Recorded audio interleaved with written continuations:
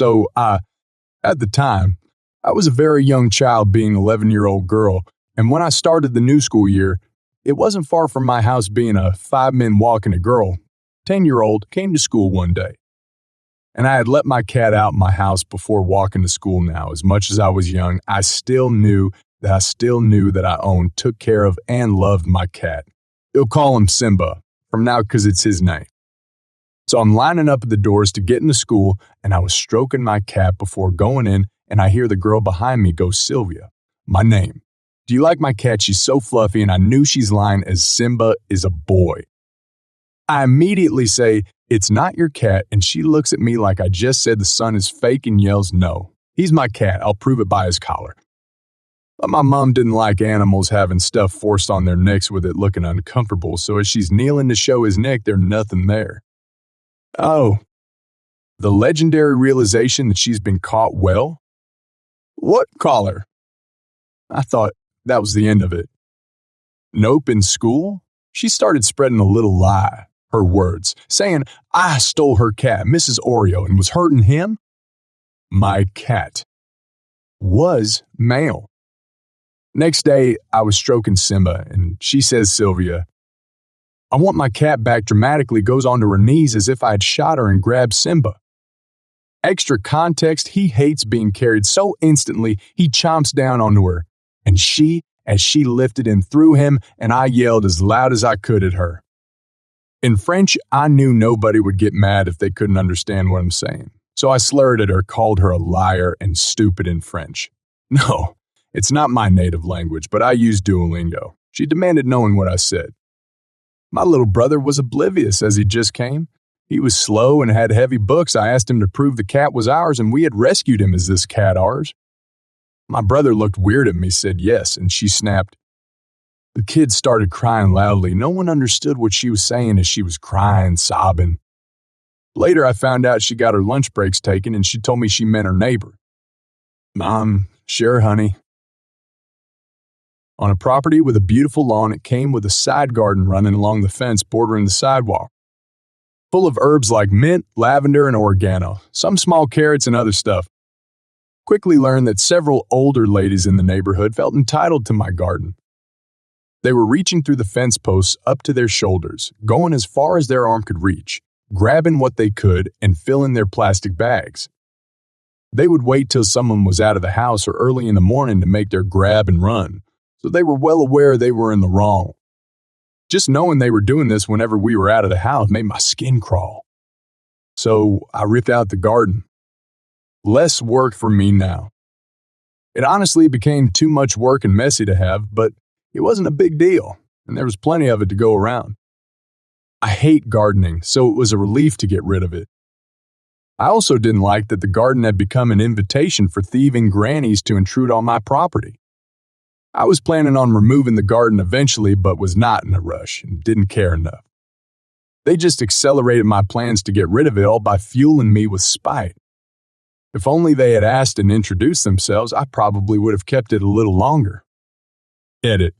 For the people getting mad at me for removing the garden, I do not like to garden, and I did not like this garden. It was in all honesty a shitty garden. It was poorly planned, jumbled together, messy with weeds everywhere, and even when cleaned up, it looked like horse shit. I have a black thumb, so I couldn't fix it if I tried. The garden had to go eventually. I just didn't care and wasn't in a rush until I learned they were staking out my property to trespass and take things from it when I wasn't home. So as Petty does, I got rid of it 100 out of spite. Edit 2. I am not going to maintain a garden I don't want. So don't suggest how I could have kept it because I was going to remove it anyways. Electric or barbed fences are not permitted where I live, so don't suggest that either. This includes chicken wire. I would have let them take all the plants home, roots and all, had they asked. But since they didn't and I'm petty, no plants for anybody. Edit 3. Stop suggesting I plant poison ivy, poison oak, or nettles. I want to be able to roll around my yard with my dog and enjoy it without a care. Edit 4. People accusing me of depriving poor old people from food. Ha! I live in a well-to-do area, and the only deprived I'm doing is boomers who feel entitled to trespass on my property. This was a shitty garden of just herbs and some carrots that were the size of my pinky toe. Nobody is being deprived of any real food to speak of. For whatever reason, they just felt entitled to it. They ignored me the day I moved in, damaged my fence, and planned their trespassing excursions when I left the house. Let me start this out by saying that hotel staff dread kids' sports teams. Whether it's kids ding-dong ditching other guests, drunk parents messing up the lobby, or generally disturbing other guests, kids' sports are dreadful affairs. Kids are there to have fun. Parents are there to live vicariously through their children. Over my 6 years working in this industry, I've got my share of stories to tell, but one sticks out like a sore thumb. A bit over a year ago, I found myself calling the police to have a team of possibly drunk middle school girls and their absolutely plastered parents removed from my hotel. I've worked the graveyard shift at a smallish hotel for the last 4 years. I love it. It's a do whatever you want as long as you get your job done job. I essentially get paid to sit on my ass playing video games most of the night. During my shift, I am the only staff member on the premises. While I'm good in a crisis, I'm not an imposing figure. I'm barely over 5 foot, fat, pale as a sheet, baby-faced 26-year-old woman. My hotel has a 2 strikes, you're out policy when it comes to noise complaints.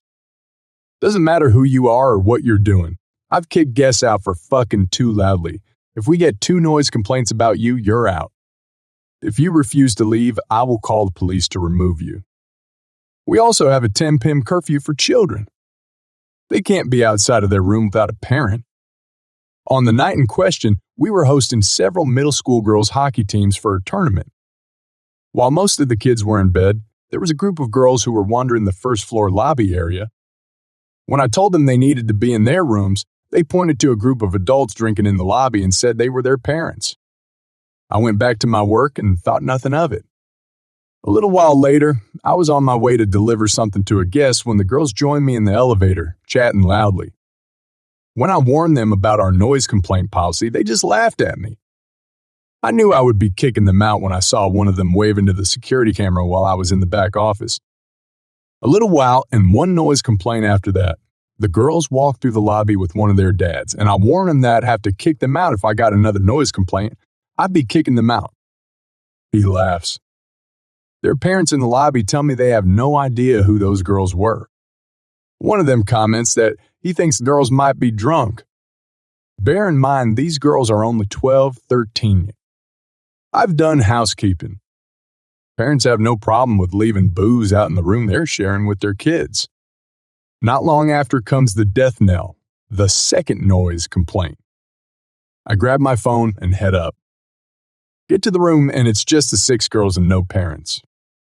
I tell the girls I need them to take me to their parents because I'm kicking them out. One of them calls their mom and tells her we're kicking them out.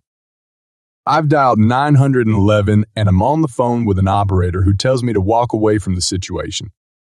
I go to the elevator trying to no avail to get one of the girls to come with me and take me to her parents. I should note that there are 6 girls and 6 parents. Moms will be referred to as M, 3 and dads will be a done, 3. One of the moms walks up to me while I'm headed to the elevator. Entitled, Mother 1, I can see you're having some issues right now. You just need to calm down. Me, no, your families need to leave. Entitled, Mother 1, continues to try and comfort me about my personal issues on the elevator ride down. I get off the elevator and find myself backed against a wall by 6 drunk, angry parents. Entitled, Mother 2, my daughter said you put your hands on her and she has video? Entitled, Dad 1, we're paying X amount of money to stay here. Entitled, Mother 3, look, I can tell you're young and I'm much older than you. Entitled, Dad 2, I want to talk to you, manager. Me, I am the manager. Slight fib, but I am the most senior person on staff at the moment. All parents continue like NPCs with only 3 dialogue options each.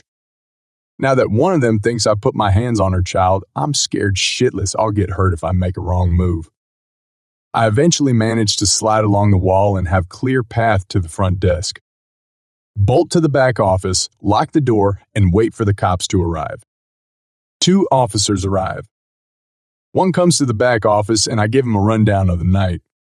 The other officer goes to talk to the parents and 3 does most of the talking. Officer has the patience of a goddamn saint. After an hour of talking and a few uncalled for snide comments from me, cops head out and I tell them my manager will get the security cam footage for them. Parents and kids grab luggage trolleys and bring their stuff down. Parents have a 9-hour drive ahead of them. One of them broke the mini fridge in the room. Standard charge of $250 for that. One of the most infuriating comments that kept popping up throughout this whole ordeal was, "I'm paying X amount of money to stay here." Everyone is paying to stay here. All 100 guests in this building are paying to stay here. Paying for a hotel room does not entitle you to stay at that hotel. M3 calls the next day. Says she'll call the police on me. I tell her to go ahead. I've broken no laws. She says she knew that I was going to charge her for damages, not realizing that she's basically confessed to breaking the fridge. She says, I've traumatized the girls. Who will the jury have sympathy for? Yada yada, eventually gives up and hangs up.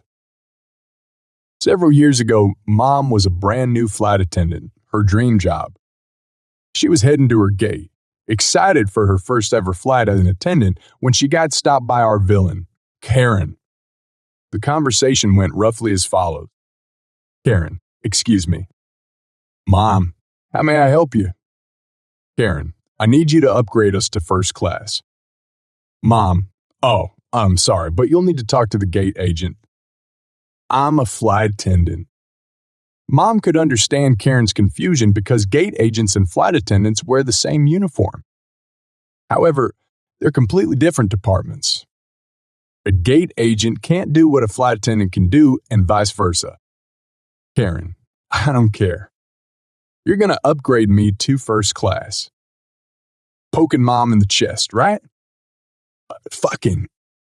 Now, enter our hero.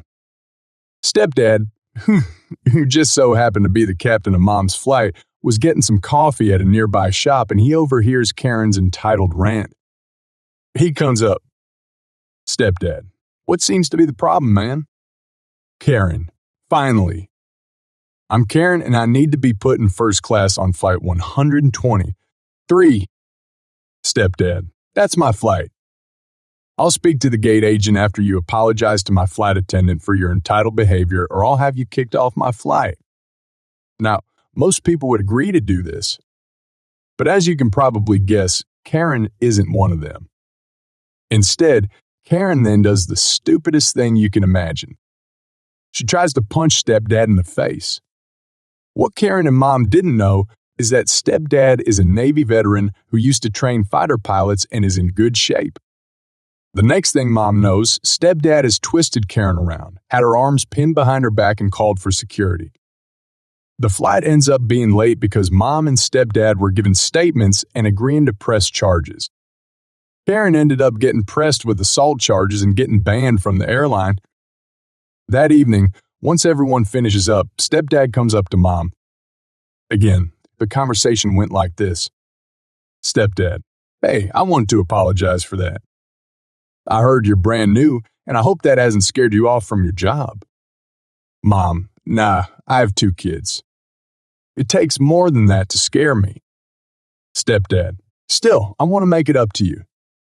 Are you free this evening? I know a really great restaurant in town. Mom, I'd love to. A few years later, they got married.